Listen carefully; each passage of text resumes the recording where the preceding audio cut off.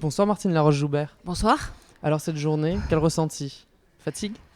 Un peu de fatigue.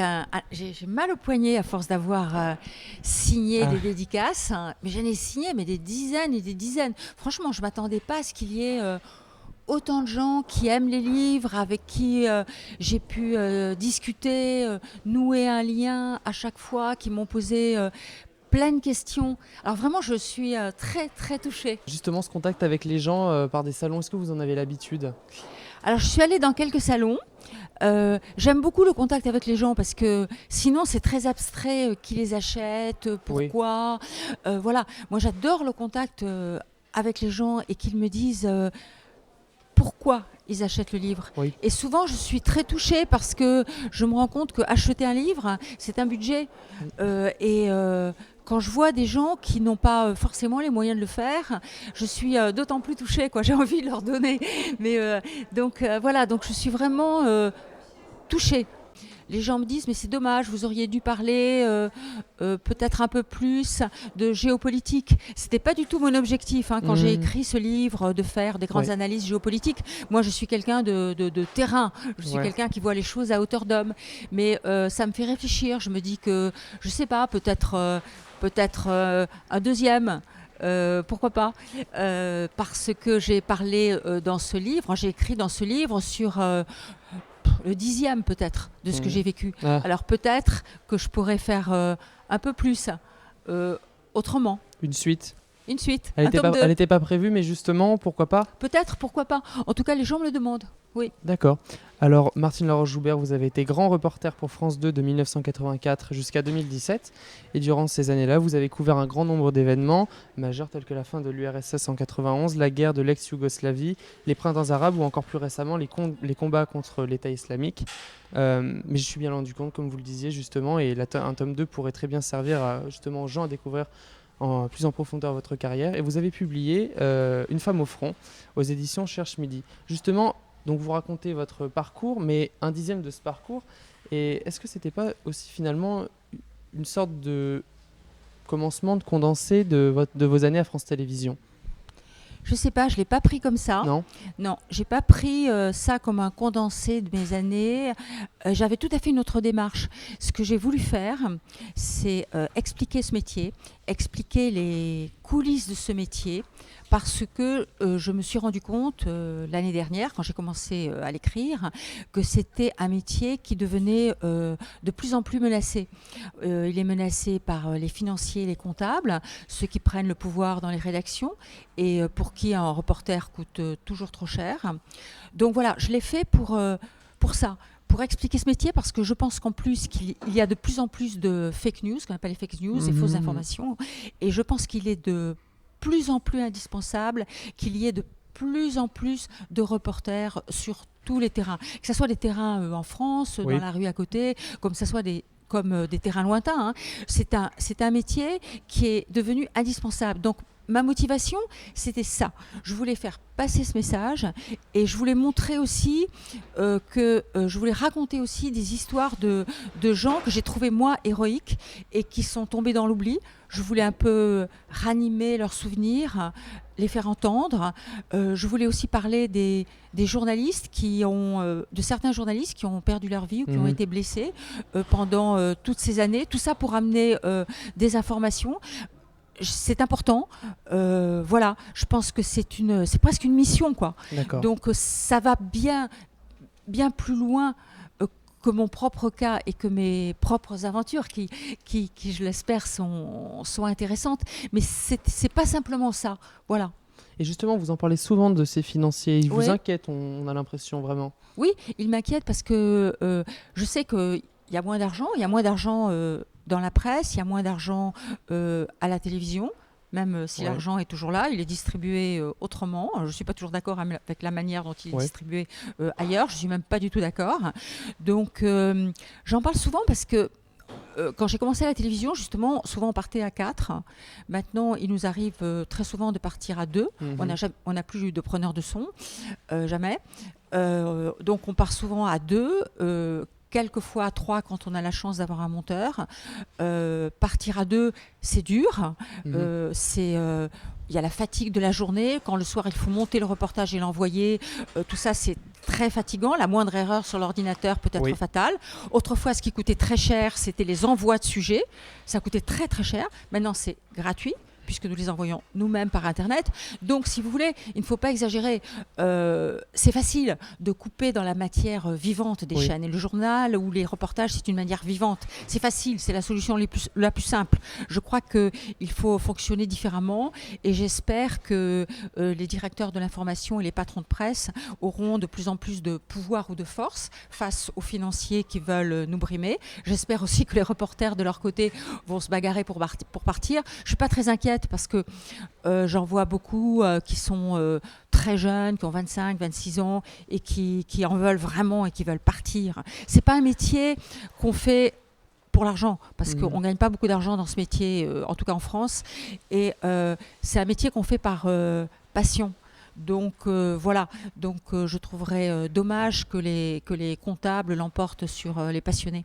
On vous sent façonné par ce que vous avez vécu lors de vos différents récents interviews. Vous parlez de vos expériences en terrain de guerre avec vos équipes de tournage, parfois de manière ironique. Notamment, je fais référence à l'émission de Yann Barthès, quotidien sur TMC. Mais lorsqu'on est devant le fait accompli, qu'on est à côté d'un obus fraîchement tiré, qu'on entend des tirs au loin de terroristes, quel est votre état d'esprit à ce moment-là ? Franchement, c'est le travail qui passe avant tout. Le travail, le fait d'avoir un travail à faire, d'avoir un reportage à faire, de devoir le monter, de l'envoyer. Il y a une sorte de compte à rebours qui se met en place dans ma tête, dans nos têtes. Et voilà, il faut y aller. Il peut nous arriver d'avoir peur. Je n'ai pas peur de la peur, parce que la peur, ça se maîtrise, ça se surmonte. J'ai peur de la panique, qui peut nous faire prendre de mauvaises décisions. Mais voilà, on a un travail à faire. On essaie de le faire le mieux possible, de ne pas se laisser submerger par nos propres émotions, mais en même temps de ne pas être trop barricadé, d'être toujours quand même dans l'empathie envers les gens que l'on filme. Donc voilà, on pense à ça. En réalité, on ne pense pas tellement à nous. On pense au résultat que ça va être, c'est-à-dire au reportage qui va passer. Et alors, justement, là, c'est votre ressenti quand vous êtes sur le terrain, mais avant d'y aller, comment est-ce que vous appréhendez les voyages ? J'ai toujours peur de rater le reportage. Ouais, toujours une question de reportage, vous ne posez jamais de questions sur votre vie ? Non, j'ai pas peur. Je pense pas tellement. Je sais que je peux mourir. Oui. Plusieurs fois, j'ai échappé à la mort vraiment de justesse, quand mon MV a sauté sur une mine artisanale, quand j'ai été prise sous des tirs en Croatie, et que ma jambe était cassée, et que je n'arrivais pas à marcher. Bon, je sais que je ne suis pas inconsciente, je ne suis pas non plus tête brûlée. Je sais que c'est là, je sais que ça existe, on a toujours tendance, les reporters de guerre, à se penser invulnérables, et bien entendu, c'est une erreur. Je le sais parfaitement. Mais bon, je ne pense pas tellement au risque avant de partir, parce que si je pensais au risque, peut-être que je ne partirais pas, au fond. Donc voilà, je suis lucide et je pense vraiment, surtout, j'ai peur de rater le reportage. Voilà. J'ai peur de ne pas être au bon endroit, au bon moment et d'échouer. J'ai peur de ça, mais je n'ai pas peur du reste. Et alors justement, c'est pas un métier anodin, comme vous l'avez dit, et ce ne sont pas des conditions tous les jours, on n'affronte pas la mort tous les jours en France.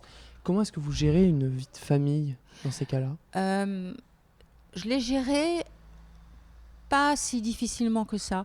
J'avais 2 enfants et je suis partie, quand mon fils était tout petit, le deuxième, voilà, je suis partie, il avait 18 mois et je suis partie en Afghanistan. C'était ma première grosse mission. À l'époque, il n'y avait pas de téléphone portable et tout ça. Je savais que j'aurais du mal à lui téléphoner, par exemple, à lui parler. Bon, mes enfants, j'ai eu de la chance. Ils m'ont pas retenu, quelles qu'en soient les raisons. Je crois qu'ils ont compris. Instinctivement que ce métier était essentiel pour moi, qu'il fallait que je le fasse, ce qui ne veut pas dire que je n'avais pas de culpabilité de le laisser. Bien entendu, j'avais une culpabilité terrible. Mais non seulement ils ne m'ont pas retenue, mais ma fille aînée, Alexia, m'a encouragée à le faire. J'ai eu de la chance aussi parce qu'on ne peut pas laisser ses enfants comme ça tout seuls, bien entendu. Donc j'ai eu de la chance que ma tante qui habitait Biarritz, je l'appelais dans la journée, s'il te plaît, est-ce que tu peux venir tout de suite, je dois partir ce soir. Et elle prenait l'avion de Biarritz, toujours. et elle est arrivée. Je n'aurais jamais pu faire ce métier sans elle. Et voilà, donc j'ai été aidée. Les pères de mes enfants se sont toujours beaucoup occupés. Et voilà, j'ai eu de la chance. Je sais que certaines de mes consoeurs ont abandonné le reportage parce qu'elles avaient des enfants et que pour elles, ce n'était pas aussi facile que ça l'a été pour moi. Oui. Voilà, j'ai eu de la chance.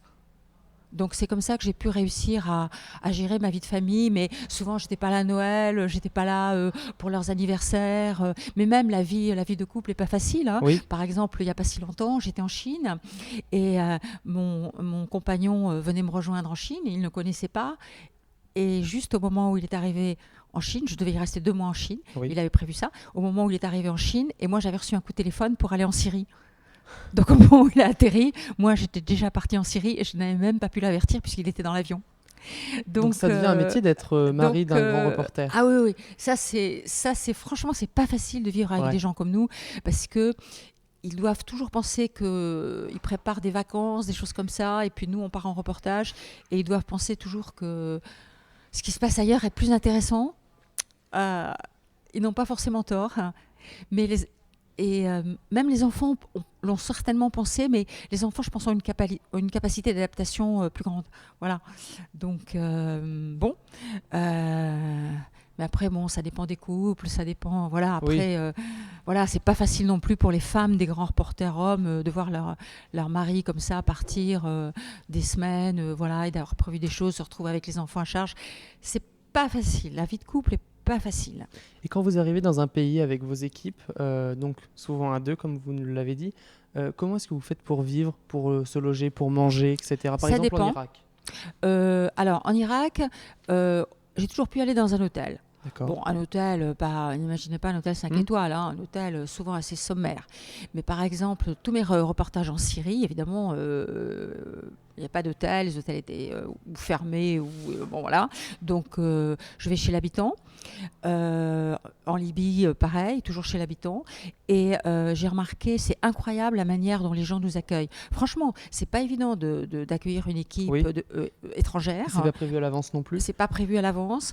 La situation politique peut se retourner. Ils peuvent en payer le prix. C'est pas évident. J'ai toujours été accueillie extraordinairement bien. Bon, alors on dort dans des conditions difficiles. Quelquefois, il n'y a pas d'électricité, il n'y a pas d'eau. L'hiver, il fait très froid là-bas, il n'y a pas de chauffage. Il y a un poêle, quelquefois, quand on a de la chance.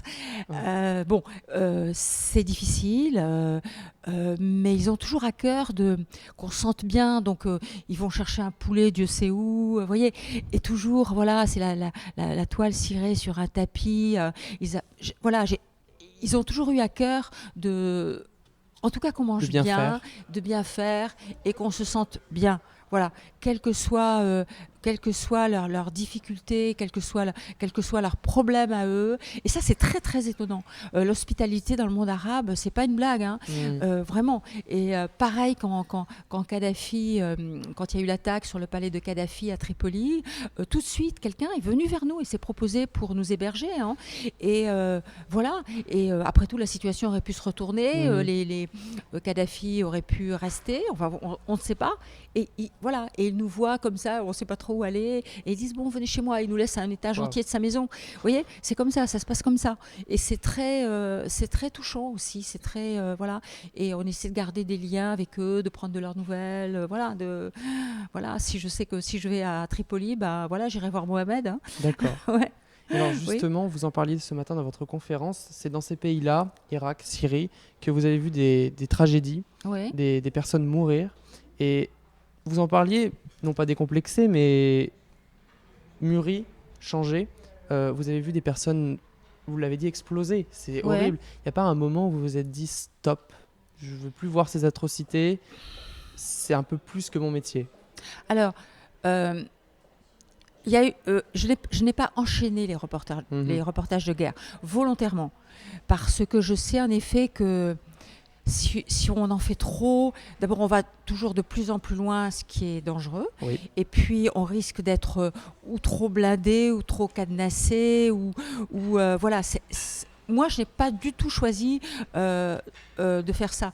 J'ai fait beaucoup de reportages de guerre, mais toujours entrecoupés par des reportages qui n'avaient rien à voir. J'ai fait un documentaire sur Marilyn Monroe. J'ai été également correspondante de France 2 à New York. Bon, Oui. donc voilà, où j'ai fait des sujets sur des festivals complètement de musique extravagants, des gens complètement conservateurs qui organisaient des bals où les filles promettaient à leur père de rester vierges jusqu'au mariage. Je suis rentrée dans l'intimité Vous avez vu de plein de familles, choses. voilà, que je n'aurais jamais rencontrées en dehors des reportages. J'ai toujours essayé de m'intéresser aussi à autre chose.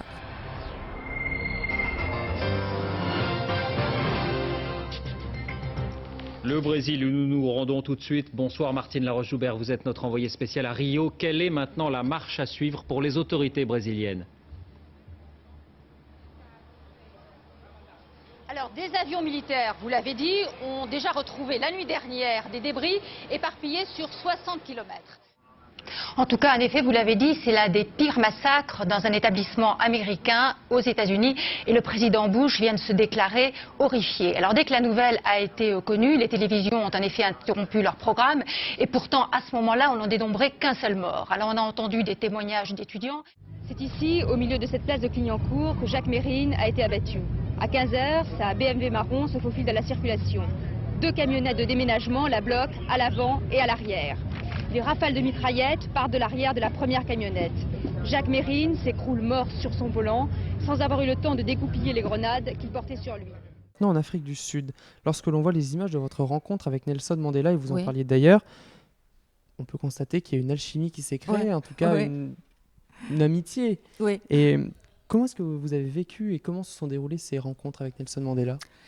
Comment elles ont Alors, débuté? elles ont débuté à sa sortie de prison. Mhm. Et quand il est sorti de prison et que je l'ai vu comme ça, faisant son premier discours sur la grande place de la ville du Cap, je me suis dit, il faut absolument que je l'interviewe. D'ailleurs, la rédaction m'a demandé de l'interviewer. Il y avait quand même un très gros problème, c'est que l'ANC, son parti, je ne sais pas s'il le savait ou pas, mais demandait de l'argent pour l'interviewer et demandait beaucoup d'argent. D'accord. Donc, les chaînes américaines l'ont interviewé parce qu'elles avaient l'argent pour ça. avez Moi, les je ne moyens. l'avais pas. D'accord. Mais j'ai eu une idée parce que je connaissais sa sœur. Et sa sœur habitait dans un bantoustan à 1000 km de Soweto, l'endroit où il venait d'arriver. Un bantoustan, c'est une des espèces de faux États qui étaient créés par le Reconnu. gouvernement blanc d'Afrique du Sud et où les Noirs étaient parqués. Et évidemment, ces faux États n'étaient reconnus que par le Par le- gouvernement d'Afrique ouais. du Sud. Il n'empêche qu'il fallait quand même un passeport pour entrer dans ces États. Donc, j'ai pris l'avion dans la nuit. Je suis allée chercher sa sœur. Je lui ai raconté l'histoire que j'espérais de l'emmener avec moi Mhm. et que j'espérais faire l'interview de son frère dans la foulée. Elle était absolument d'accord, elle était Ah. ravie. Elle a pris le premier avion avec moi et à 4h30 du matin, avec mon équipe, elle et moi, on a tapé à la porte de sa petite maison. Et là, il y a eu un miracle. Il a ouvert lui-même. Donc, il a vu sa sœur. C'est presque utopique. Voilà, il a vu sa sœur, il l'a prise dans ses bras. Sa sœur était assez imposante, nous on était derrière et tout. Puis il m'a aperçue et donc voilà, je me suis présentée et je lui ai dit mais vous avez l'air tellement en forme. Et lui il m'a répondu vous aussi vous avez l'air en forme.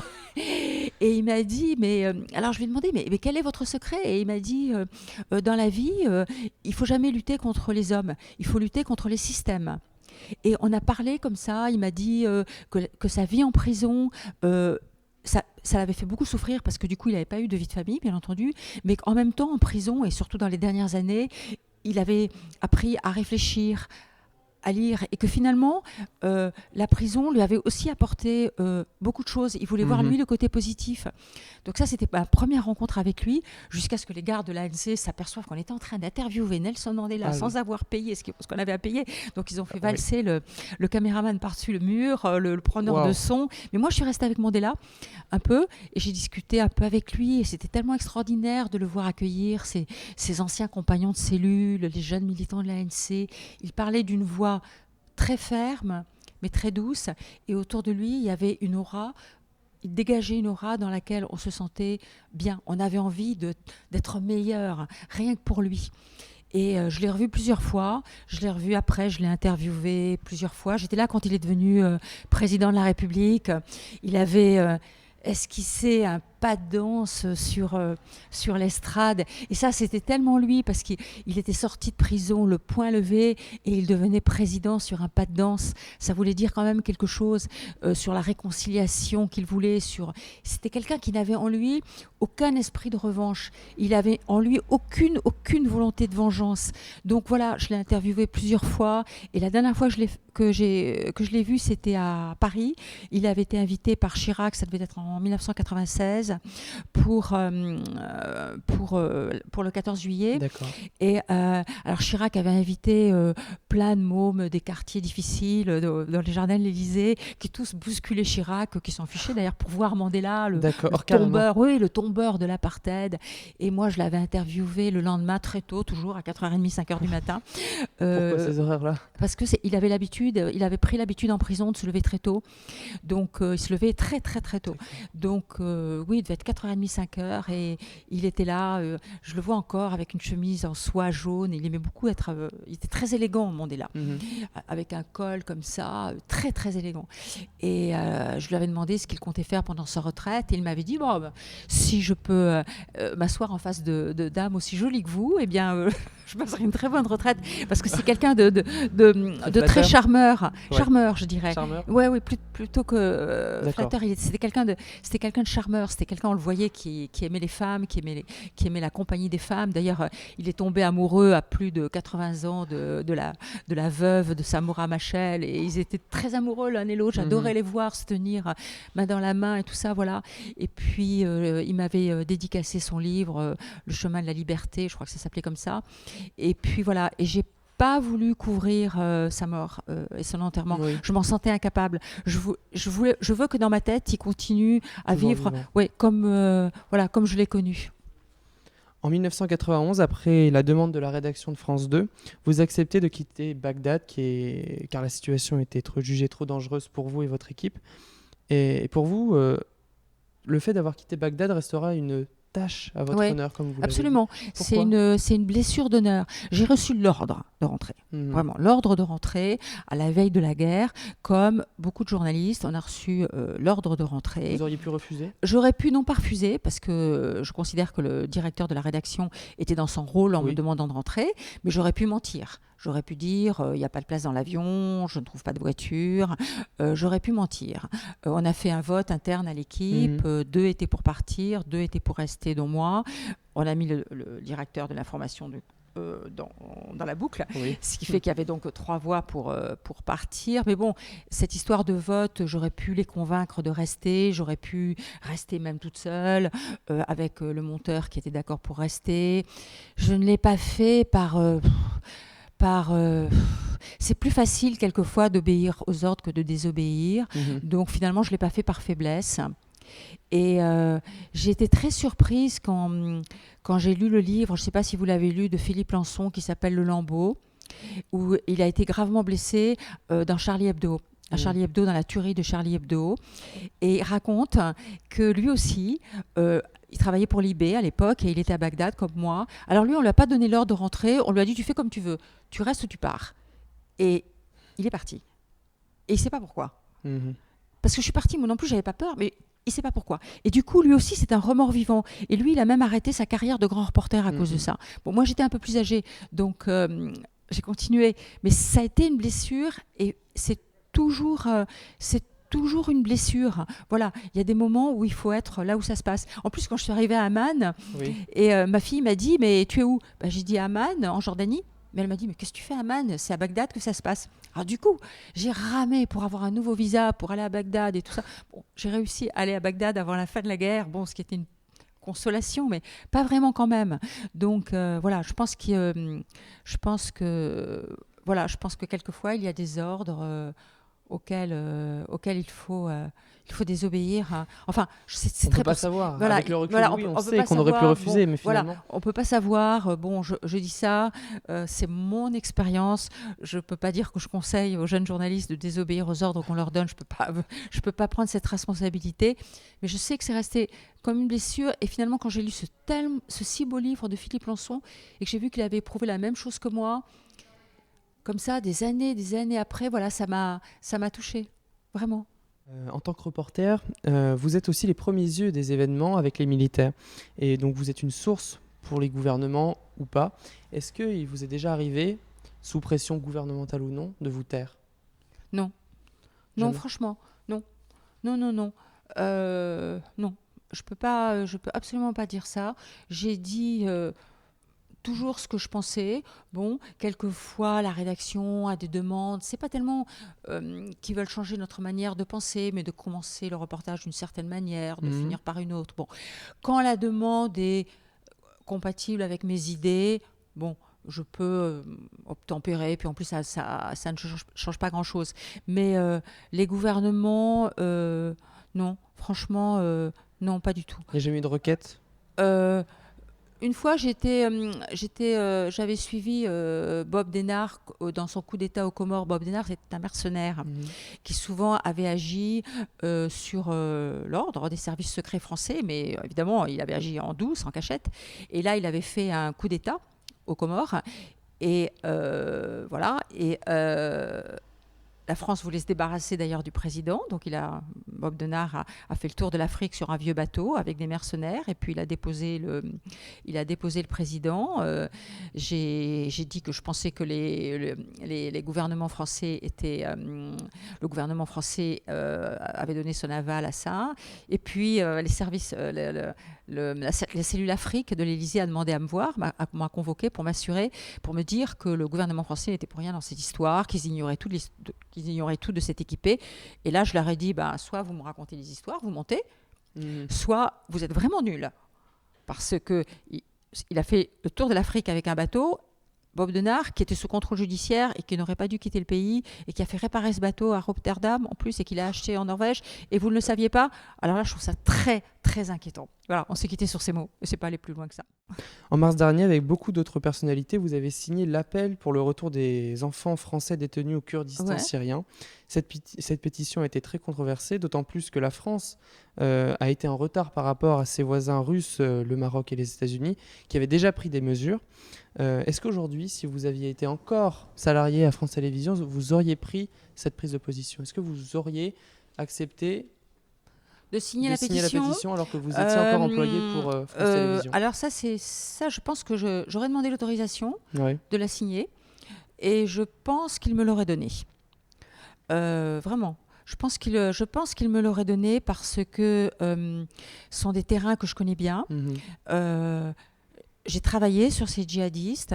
Je sais que ces enfants, beaucoup, il y en a à peu près 200. Les 3/4 sont mineurs, ont moins de 6 ans, plus exactement, moins de 6 ans, qu'ils vivent dans des conditions sanitaires désastreuses. Il n'y a pas assez d'eau. En ce moment, là-bas, il fait plus de 50. Moi, je pense qu'il faut faire rentrer tous ces enfants qui sont français. Et je pense également qu'il faut faire rentrer leur mère. Il y en a à peu près 90. Et qu'il faut qu'elles soient jugées en France et qu'elles aillent en prison. Voilà, ça, c'est ce que je pense. Et je sais qu'il y a beaucoup. Je comprends que des gens se disent, attendez, faire rentrer des femmes qui détestent la France. Et c'est vrai qu'il y a une grande majorité de ces femmes.